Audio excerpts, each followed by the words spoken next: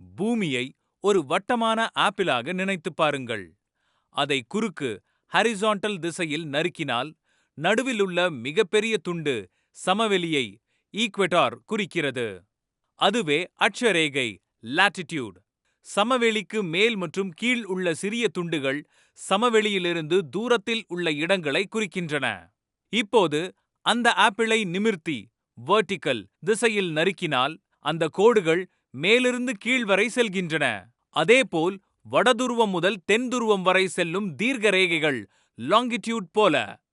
இந்த இரண்டு வகையான துண்டுகள் இணைந்து பூமியின் எந்த இடத்தையும் துல்லியமாக கண்டறிய உதவும் ஒரு கட்டமைப்பு கணக்கை கிரிட் சிஸ்டம் உருவாக்குகின்றன. அட்சரேகை சமவெளியுடன் இணையாக parallel செல்கின்றன மற்றும் பூமியை வடக்கு கோளம் மற்றும் தெற்கு கோளம் என பிரிக்கின்றன. சமவெளி ஈக்வெடார் 0 டிகிரி அட்சரேகையில் உள்ளது. வடதுருவம் நார்த் போல் 90 டிகிரி வடக்கிலும் தென் துருவம் சவுத் போல் 90 டிகிரி தெற்கிலும் அமைந்துள்ளன. ஒரு இடம் சமவெளிக்கு சமீபமாக இருந்தால் அதன் அட்சரேகை மதிப்பு குறைவாக இருக்கும். தீர்க்க ரேகைகள் துருவத்திலிருந்து துருவம் வரை நீள்கின்றன மற்றும் ஒரு இடம் முதன்மை மெரிடியனிலிருந்து பிரைமரி மெரிடியன் எவ்வளவு தூரத்தில் உள்ளது என்பதை காட்டுகின்றன.